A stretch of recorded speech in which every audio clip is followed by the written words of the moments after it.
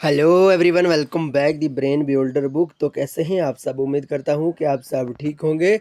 Friends, आज की ये वीडियो काफ़ी ज़्यादा इम्पॉर्टेंट रहने वाली है क्योंकि आज की इस वीडियो में हम डिस्कस करने जा रहे हैं sections of Jammu and Kashmir reorganisation act 2019 के टॉप जो पॉइंट्स हैं, टॉप जो क्वेश्चन हैं वो डिस्कस करने जा रहे हैं। तो आइए वीडियो को शुरू करेंगे, लेकिन इससे पहले कि अगर आप हमारे चैनल पर नए हैं तो चैनल को सब्सक्राइब और वीडियो को लाइक ज़रूर करें। और हाँ, ऑलरेडी हमने Jammu and Kashmir reorganisation act पे एक ऑलरेडी 2-3 वीडियो हमने अपलोड कर दी है और मोस्ट इम्पॉर्टेंट मैं उनको कहूँगा क्योंकि बहुत ही इम्पॉर्टेंट तरह से हमने वो वीडियो डिस्कस की हैं। तो अगर अभी तक आपने वो वीडियो नहीं देखी है तो जल्दी से जाके देख लें।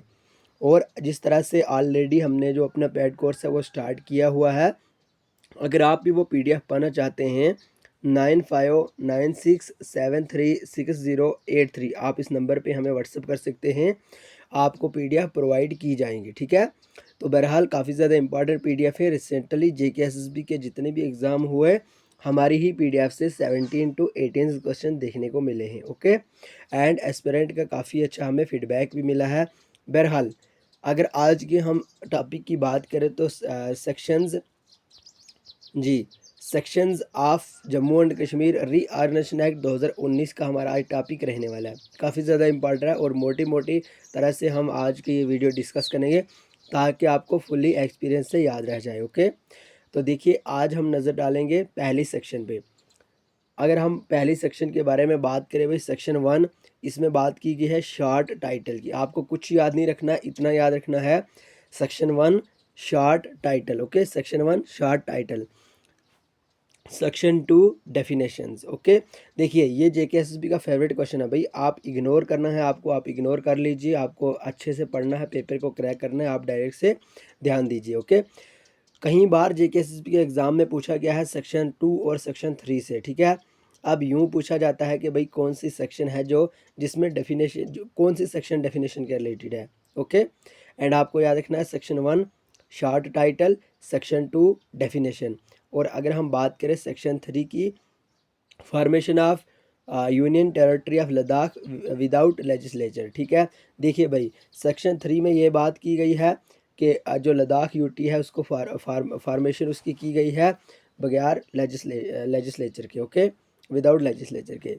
और अगर हम बात करें भाई सेक्शन 4 की, तो formation of union territory of Jammu and Kashmir with legislature, ये आपको ध्यान में रखना होगा। देखिए किस तरह से ये नोट्स बनाए हैं और कितनी मेहनत और मशक्क़त के बाद ये नोट तैयार किए हैं, बड़े शानदार ज़बरदस्त तरीके से।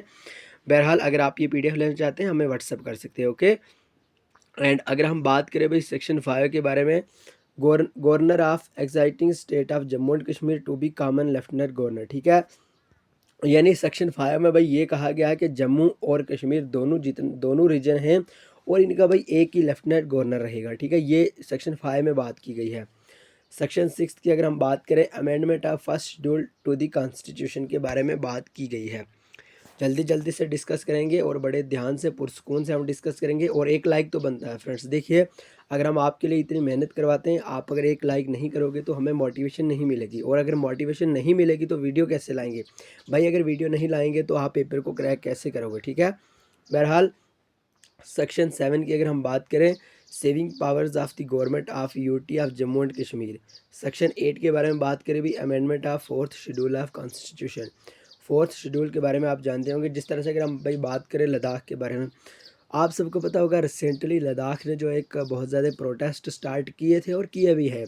अब उनकी डिमांड क्या थी भाई? उनकी डिमांड थी भाई 6 शेड्यूल की। ओके, 6 शेड्यूल को इंक्लूड करना। ठीक है, इसी तरह से सेक्शन 8 में आ जाता है अपना 4th schedule. Section 9 allocation of sitting members. Section 10 के बारे में अगर हम बात करें, representation in house of the people. ठीक है, that means Lok Sabha. Okay, Lok Sabha. और अगर हम बात करें सेक्शन 11 की, delimitation of parliamentary constitution order 1976। Okay, and अगर हम बात करें भाई सेक्शन 12 की, provision as to sitting member. देखिए जो ये सेक्शन होती है ना, ये आपको किस तरह से याद रखनी है भाई, आपको 2-3 बार पढ़नी है फिर आपको याद रहेगा। अगर आप डायरेक्ट से समझोगे कि इसका कुछ ट्रिक है या कुछ भी है, उस तरह से आप नहीं याद कर पाओगे। देखिए बहुत सारे यूट्यूबर तो इस तरह से आपको बोलेंगे भाई आपको ट्रिक से याद रखना है, आपको ऐसे याद रखना है, लेकिन देखिए भाई इसकी कोई ट्रिक मेरे हिसाब से नहीं होती है। बहरहाल अगर आपके माइंड में कोई भी ट्रिक है आप उस तरह से याद रख सकते हैं, लेकिन मेरा मानना ये है कि अगर आप 2-3 बार इसकी रिवीजन करोगे आपको बड़े अच्छे, बड़ी बढ़िया, शानदार, ज़बरदस्त तरीके से आपको याद रह जाएगा। ठीक है? किस तरह से आपको याद रखना भाई, मान लो जैसे यहाँ पे है भाई सेक्शन 13। सेक्शन 13 में यूँ कहा गया है कि applicability of article 239 A of constitution. ठीक है? यानी सेक्शन 13 में 239 आर्टिकल 239 ए के बारे में बात की गई है कि ये एप्लीकेबल किया गया है। ठीक है? इसके बारे में देखिए आपको इतना याद रखना है, 2-3 बार आप पढ़ोगे ऑलरेडी। जब भी कहीं पे भी आपसे पूछा जाएगा भाई कौन से आर्टिकल में यूँ कहा गया है कि आर्टिकल 239 ए है जो कॉन्स्टिट्यूशन का, ये एप्लीकेबल किया गया है, तो भाई आपको याद आ जाएगा हमने ये सेक्शन 13 में ये पढ़ा था। ओके, इस तरह से आपको याद रखना होगा। आइए सेक्शन 14 पे हम कुछ बात कर लेते हैं। Legislative assembly for the UT of Jammu and Kashmir and its composition. ठीक है, ये सेक्शन 14 में कहा गया। देखिए भाई जो सेक्शन हमने यहाँ पे बोल्ड किया है तो दैट मीन्स ये काफ़ी ज़्यादा इंपॉर्टेंट सेक्शन है। ओके, जिनको हमने हाईलाइट किया है भाई ये पूछे गए हैं और कई बार पूछे भी जाते हैं। आपको याद रखना होगा भाई सेक्शन 15 के बारे में। अगर हम सेक्शन 15 के बारे में बात करें तो रिप्रेजेंटेशन ऑफ वुमेन। देखिए जो यूनिक सा क्वेश्चन होता है, यूनिक सा पॉइंट होता है, तो अमूमन ये जीकेएसएसबी ही नहीं, एसएससी या कोई अदर जो ऑर्गेनाइजेशन है वो भी अपने एग्ज़ाम में पूछती है। ओके, आपको इतना ध्यान में रखना होगा भाई सेक्शन 15 के बारे में कि रिप्रेजेंटेशन ऑफ वुमेन की बात की गई है। और सेक्शन 16 की अगर हम बात करें qualification for membership of legislative assembly. ठीक है, जो लेजिस्लेटिव असेंबली के मेंबर्स हैं उनकी क्वालिफ़िकेशन के बारे में सेक्शन 16 में बात की गई है। काफ़ी ज़्यादा इंपॉर्टेंट क्वेश्चन है भाई, साथ साथ में बताते रहें आपको आज का ये सेशन कैसा लग रहा है। ओके, और इससे पहले 3 वीडियो मैंने इस तरह की धमाकेदार वीडियो अपलोड की है कि गारंटी से मैंने उनमें कहा कि भाई मेरी गारंटी है कि आप अगर ये 3 जो वीडियो मैंने अपलोड की हैं यहाँ से अगर आप टोटल जितने भी क्वेश्चन डिस्कस किए हैं, जितने भी पार्ट डिस्कस किए भाई, मान लीजिए एक अपना क्वेश्चन यहाँ पे आ गया, यहाँ पे 4 ऑप्शन है और हर एक ऑप्शन के बारे में मैंने बढ़िया डीपली तरीके से, बड़ा एक ही ज़बरदस्त तरीके से मैंने वो डिस्कस किया है।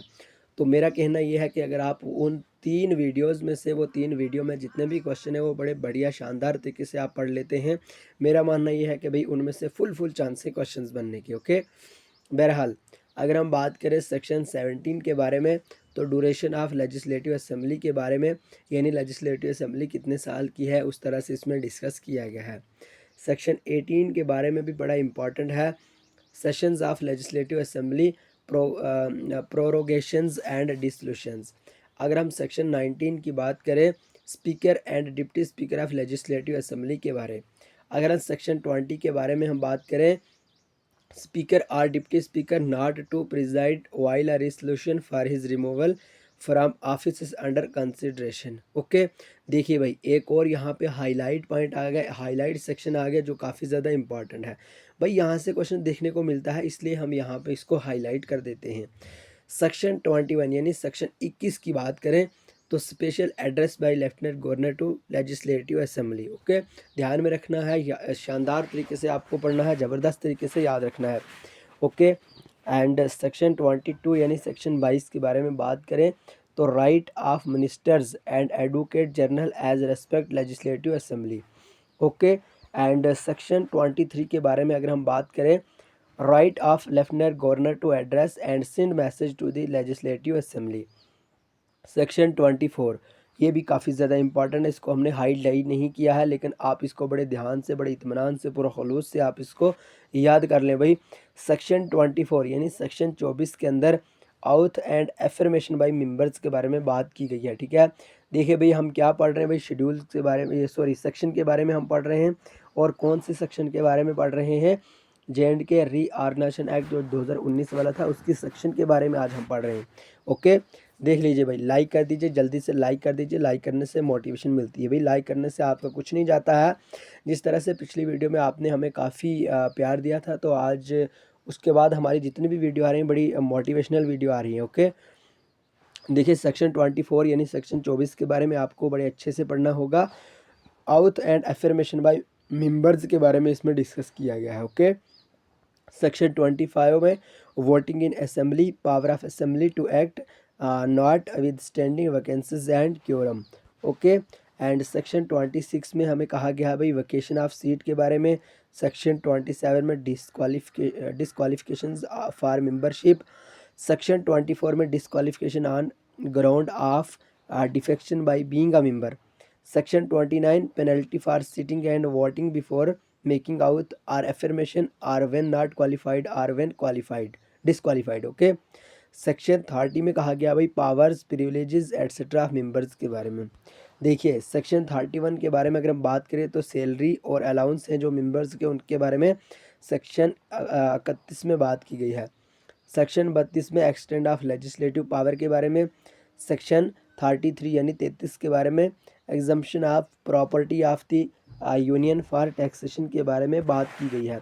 देखिए भाई इंपॉर्टेंट सेक्शन है। सेक्शन 34 के बारे में अगर हम बात करें restrictions on laws passed by legislative assembly with respect to certain matters.